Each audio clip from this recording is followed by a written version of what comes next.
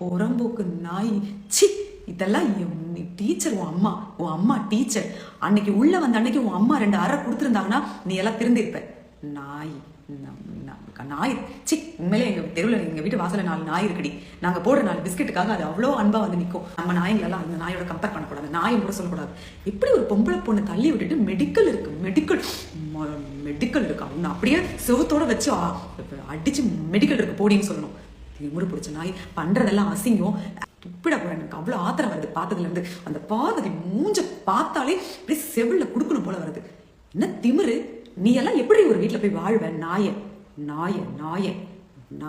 நீ எல்லாம் எப்படி போய் வாழ்வ ஒரு வீட்டுல? உன்னெல்லாம் யாரடி நம்பி விடுவா? அந்த அவன் ஒரு எச்சக்கால நாய், மூஞ்சி முகரக்கட்டையும் பரதேசி பண்ணாட நாய். உன்னெல்லாம் யாரா இனிமே சீரியல்ல வாய்ப்பு கொடுப்பா? உனக்கெல்லாம் நாய்களுக்கு தான் உட்காந்து இருக்காங்க காத்துக்கிட்டு. இந்த நாய்கள்லாம் வெளியில வந்தா இன்னும் இதுகளை போய் ரிப்பன் கட் பண்றதுக்கு கூப்பிடுவாங்க பாருங்க. அப்பா, அது இன்னொரு கேவலத்தோட உச்சக்கட்டம். அது இன்னும் இந்த நாய்களை கூட்டிட்டு போய் ரிப்பன் கட் பண்றதுக்கும் ஸ்கூல்ல குழந்தைங்களுக்கு பரிசு கொடுக்கறதுக்கும் அப்படியெல்லாம் செஞ்சு பாருங்க.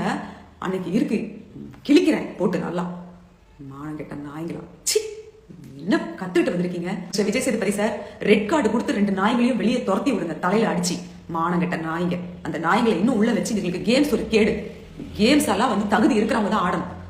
இந்த நாய்களை உட்கார வச்சுக்கிட்டு செருப்பால் அடிச்சு வெளியில அனுப்புறீங்க நீங்க நாளைக்கு. அந்த 2 நாய்களையும் தடவி விட்டுக்கிட்டு அதுங்கெல்லாம் வந்து ஒன்றும் இல்லைங்க. ஒரு நீங்க வெளியே மட்டும் விட்டு பாருங்க, உங்களையே என்ன கிழிக்குதுன்னு பாருங்க, அப்ப தெரியும் உங்களுக்கு. அதுக்கப்புறம் சும்மா இப்ப வந்து சார் ஐயோ சார்னு சொல்றதெல்லாம் இதுக்குதான், மரியாதைலாம் கிடையாது. அவ ஒரு எச்சக்கலை புறம்போக்கு நாய். அவ காசுக்காகவும் பேருக்காகவும் என்ன வேணா செய்யற நாய். அந்த நாயெல்லாம் அடிச்சு செருப்பால் அடிச்சு துரத்தி விடுங்க.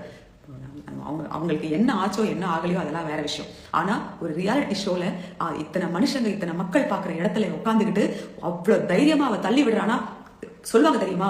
வீட்டுல அடிக்காதவங்க வெளியில என்ன வேணா பண்ணுவாங்கன்னு சொல்லிட்டு அன்னைக்கு உள்ள வந்த அன்னைக்கு அவங்க அம்மா 2 அறை கொடுத்து என்னடி பண்ணிட்டு இருக்க, வந்தியா கேம் விளையாடு, மானம் போய்கிட்டு இருக்கு ஊர்லன்னு சொல்லி 4 அறை விட்டுட்டு போயிருந்தாங்கன்னு வச்சுக்கோங்களேன். இன்னைக்கு அந்த நாய் இந்த ஒரு பொண்ணை பிடிச்சி தள்ளி இருக்காது. எங்க வீட்டுல நான் என்ன பண்ணாலும் மாலை போட்டு என் கூடயே உட்காந்து புறணி பேசுவாங்க. அப்புறம் நான் எதுக்கு ஊருக்கு பயப்படணும்? நான் எவனை வேணா தள்ளுவேன், எவ்வளவு வேணா அடிப்பேன், எவ்வளவு வேணா எவ்வளவு கேவலமா வேணா பேசுவேன்னு சொல்லி இப்படிதான் இறங்குவாங்க.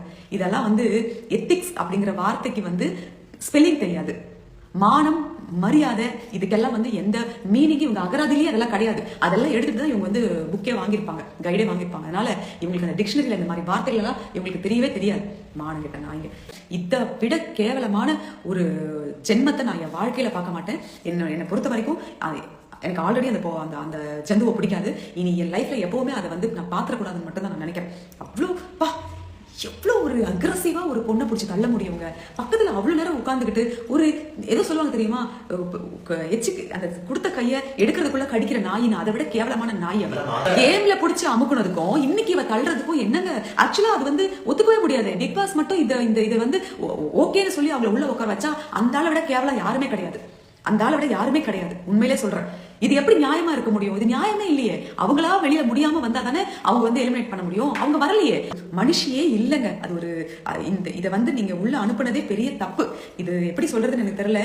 அசிங்கமா இருக்கு, ஒரு மாதிரி அவர்ஷன் இல்ல, அசிங்கமா இருக்கு. அந்த 2 பேரை பார்த்தாலே எனக்கு அசிங்கமா இருக்கு.